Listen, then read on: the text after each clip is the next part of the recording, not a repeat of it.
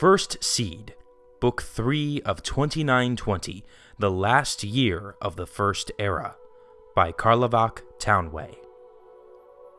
15th of First Seed, 2920, Caer Suvio, Cyrodiil.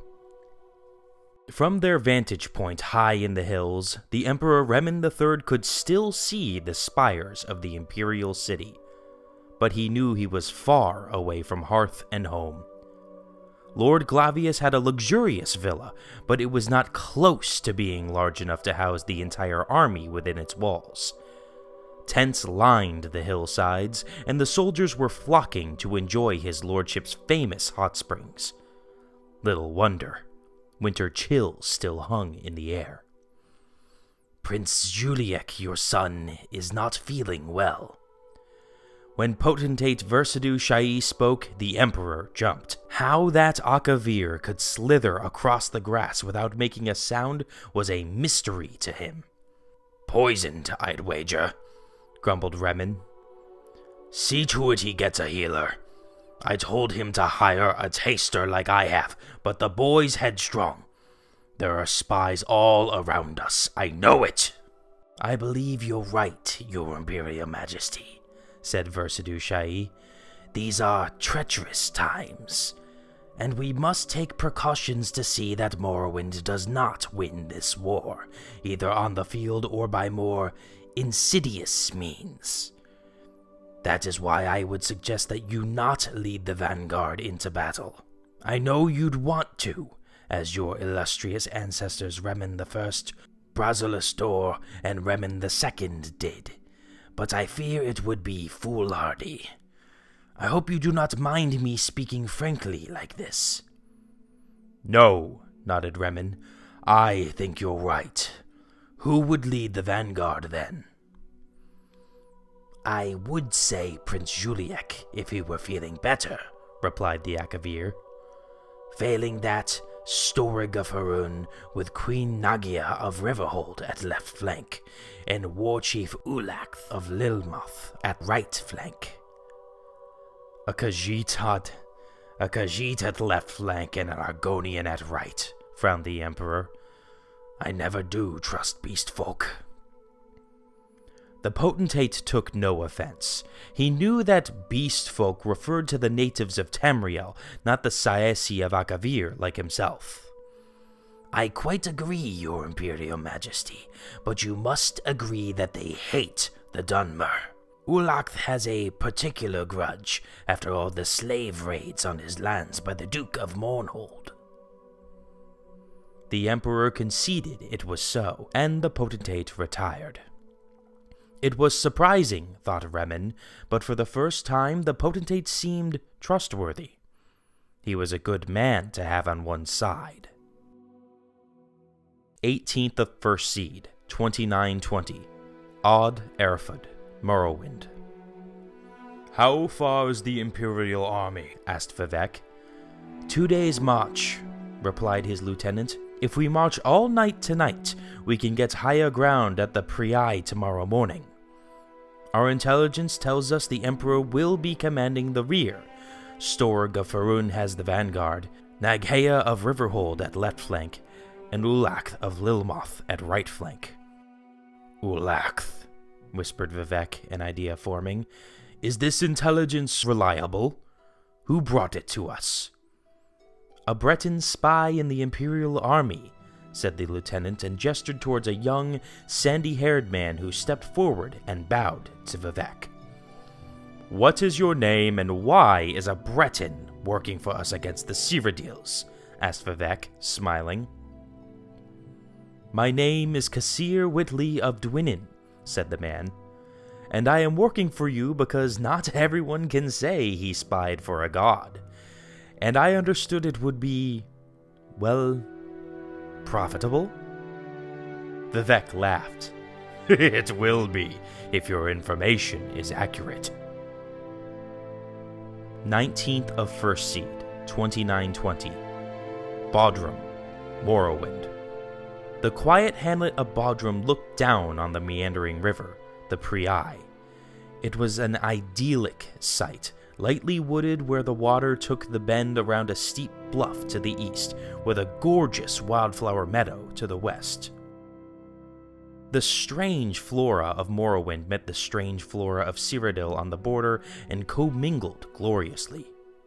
"There will be time to sleep when you're finished!" The soldiers had been hearing that all morning.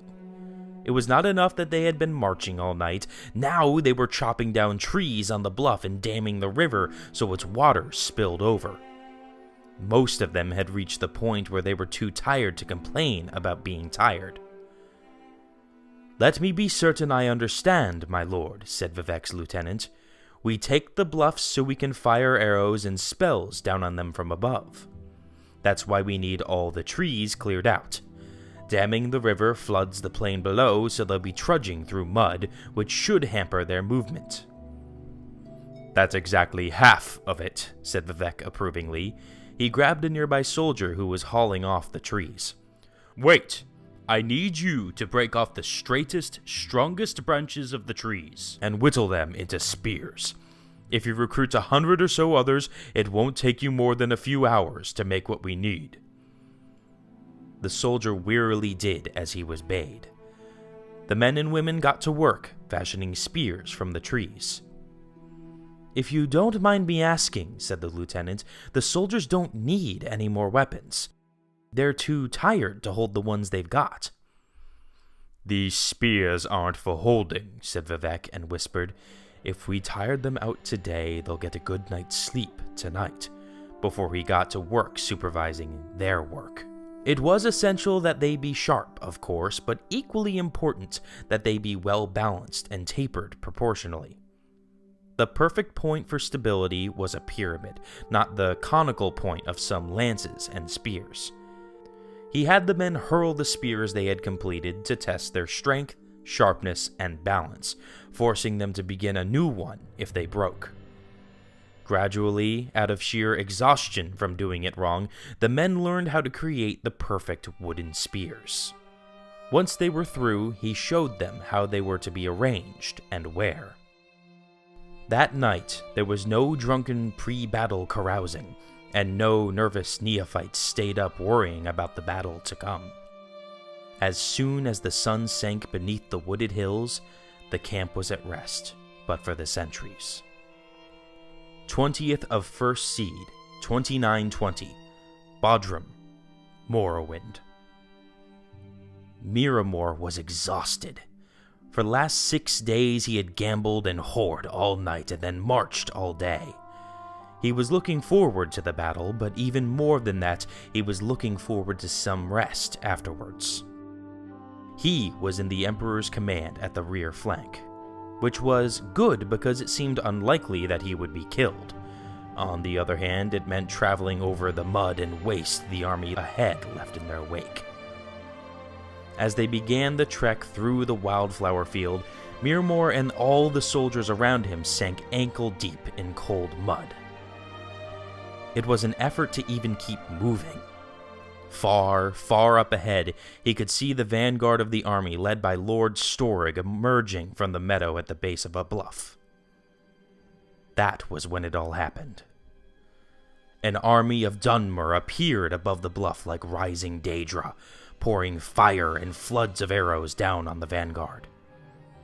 Simultaneously, a company of men bearing the flag of the Duke of Mournhold galloped around the shore, disappearing along the shallow river's edge where it dipped into a timbered glen to the east. War Chief Ulacth, nearby on the right flank, let out a bellow of revenge at the sight and gave chase. Queen Nagea sent her flank towards the embankment to the west to intercept the army on the bluff. The Emperor could think of nothing to do. His troops were too bogged down to move forward quickly and join the battle. He ordered them to face east towards the timber, in case Mournhold's company was trying to circle around through the woods. They never came out, but many men facing west missed the battle entirely. Muirmore kept his eyes on the bluff. A tall Dunmer he supposed must have been Vivek gave a signal, and the battle mages cast their spells at something to the west. From what transpired, Muirmore deduced it was a dam. A great torrent of water spilled out, washing Nagea's left flank into the remains of the vanguard and the two together downriver to the east. The Emperor paused, as if waiting for his vanquished army to return, and then called a retreat. Muirmore hid in the bushes until they had passed by, and then waded as quietly as he could to the bluff. The Morrowind army was retiring as well back to their camp. He could hear them celebrating above him as he padded along the shore. To the east, he saw the Imperial army. They had been washed into a net of spears strung across the river, Nagea's left flank, on Storik's vanguard, on Ulach's right flank. Bodies of hundreds of soldiers strung together like beads. Muirmore took whatever valuables he could carry from the corpses and then ran down the river. He had to go many miles before the water was clear again, unpolluted by blood.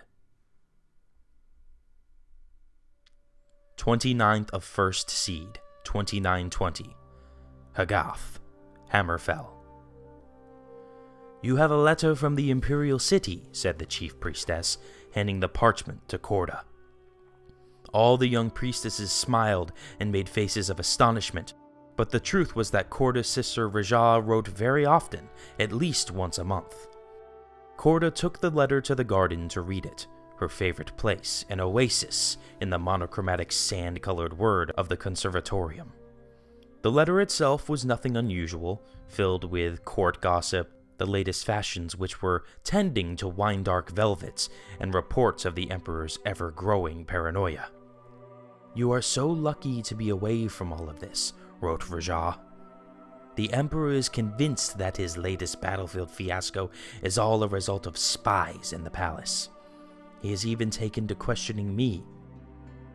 Rupta, keep it so you never have a life as interesting as mine." Corda listened to the sounds of the desert and prayed to Ruptka the exact opposite wish. The year is continued in Rain's hand.